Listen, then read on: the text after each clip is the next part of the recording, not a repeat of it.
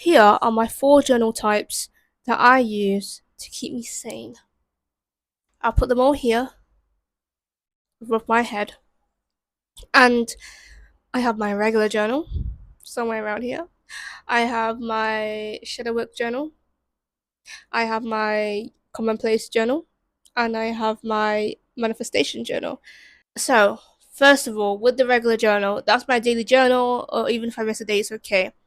It's the journal that I use to write the good, the bad, the ugly. Okay?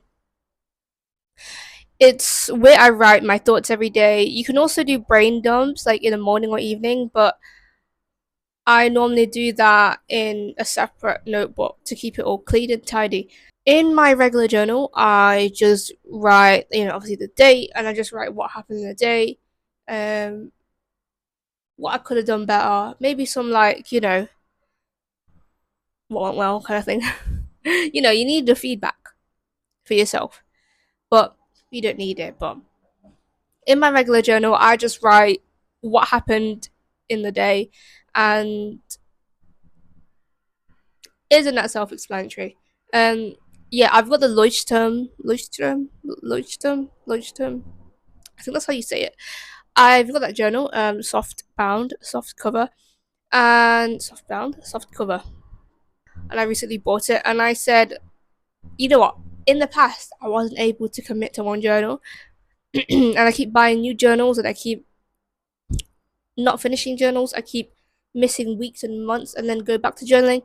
And eventually, when I go back to journaling, I would get really overstimulated and, quit.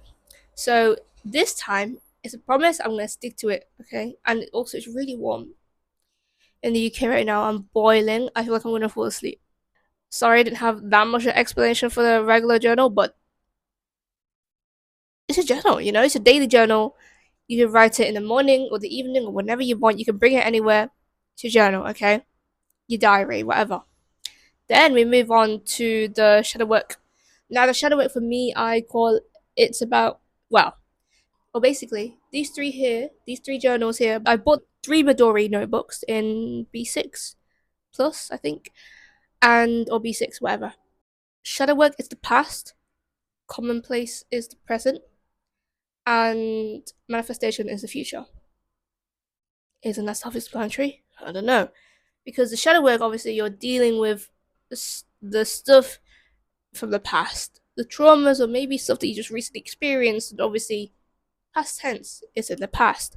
Your wounds, things that you need to heal from, your limiting beliefs. I wrote a list of my limiting beliefs, and also, like, what stuff are you currently outvoting? What are your old habits that you want to eliminate, and why? Well, that could probably go in a commonplace, but you know, just write deep stuff and a why. Always write a why and always go in depth. There's bunches of places where you can find it. Obviously, not a bunch of places. There's a bunch of prompts what you can see online that you can use for your shadow work journal, and it's great. And also, yes, for the shadow work, I did write like what has heartbreak taught me, and then you just like write everything down, like what has it taught you, any lessons that you need to learn from, the good, the bad, the ugly, basically. Obviously, shadow work is basically just the soul, the heart. What are you healing from? What do you need to heal from? What are the wounds that you need to heal? But let's say you got a disorganized attachment style or an anxious or whatever. Let's say it's not secure, okay? Because I feel like secure is rare and it takes a long time to get there. I feel like it's not common to find people that have a secure attachment style because no one can ever be 100% secure, but it is possible. And with a lot of healing, with a lot of time, and obviously be open minded, you can get there. But let's just say you have really bad attachment issues or abandonment issues, and then you could probably write, how is having this attachment style or whatever attachment style you have holding me back from becoming the best version of myself, or write your answer in depth. And the whole point of shadow work is to face your fears and not be scared. Well, of course it's scary, but the whole point is to face it. And once you face it, it gets easier over time, and you're aware of your behavior. You're aware of things that you need to heal from, or maybe your bad habits that you want to heal from, and stuff like that. Or the wounds. Okay, that's the inner self. Now the exterior, the shell of you would be the commonplace. For me, the first half of the commonplace notebook, I wrote notes from YouTube videos about self-improvement. So like maybe like methods of how to, you know, how to have better hair, how to grow your hair, or how to like transformation notes and stuff about how to become the best version of yourself in 6 months, whatever months, maybe monk mode and all that stuff. Gym goals, gym routines, and then in the second half of the notebook, that's where I would apply the information I got externally and write, apply it to my own life. And the second half of the notebook, like I said, is about your own life. Obviously, for me, it was about my life. So I did mind maps of my interests, my hobbies. If you ever feel like you're losing yourself, that's a very important thing to do. Write your hobbies, write your interests. What are your current interests? What are your current vibes? What are your current music you're listening to? What your favorite color at the moment? What are your current hot takes? What are your ins and outs? I did that. I also wrote like things I don't like, or no, or what would 90-year-old what was it?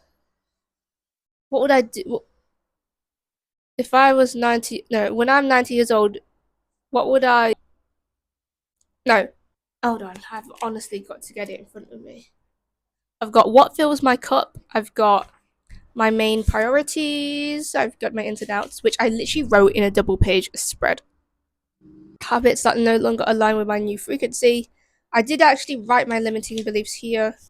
Career ideas, my comfort shows slash YouTubers.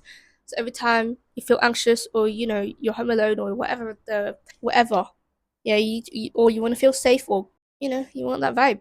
Tune into your comfort shows, career ideas, revelations, current interests, places I want to go. And I even wrote this one: my cozy vintage films, revelations, summer glow up checklist, anything. But the one I was on about earlier was what 90-year-old me wish I did when I was younger. There we go. You could literally go to a cafe alone, travel alone, go to town alone, stop being so dependent on other people, and to be able to drive. There's so many things that you could write in the commonplace, but it's basically just like self-discovery. Yeah. And then now we're moving on to the future manifestations. If you believe in that, if you're spiritual, obviously do it.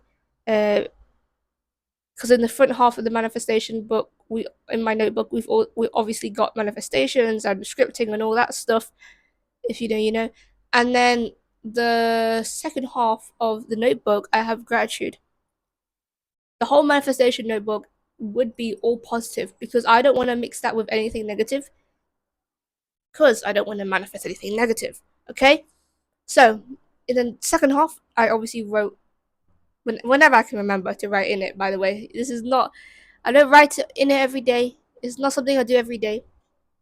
Apart from the journal, my main daily journal, the lavender one, which I try to do every day. It doesn't always work, okay? I'm not perfect. But that's nothing. Yeah. I don't write, these things every day, but it's very important. Like my journaling ecosystem covers everything of what you need. Your core, your inner self, which is basically links to the mind. We've got the outer self, which is like, let's say you've got your gym goals, maybe your diet, maybe you got things that you want to know, and the second half is me applying that to my life. Then the obviously manifestations is the future, what you want to attract. So it covers everything that you need really in your life. If you do want to do manifestations, you don't have to do manifestations. You could also do which kind of links to commonplace, but you could also do maybe just talk about the future, like careers. You could probably just remove careers right out of commonplace and put it right into your future. You change manifestation to future, whatever you want to do, apply it to your own life. You know what I mean? Do what you want to do. But that's my notebooks. Hopefully that helped. I feel like I said a whole bunch of nothing, but that basically covers everything you need to know about yourself. And it's perfect for self discovery. It's perfect, kind of like an analog hobby. You don't need a screen apart from, obviously, if you're taking notes for your commonplace journal from YouTube videos or even podcasts. But then again, podcast, yes, it is external noise, but it is a podcast. You know what I mean? You are listening to it. At least you'll not get distracted by watching it. But sometimes you do need a visual to see what is going on.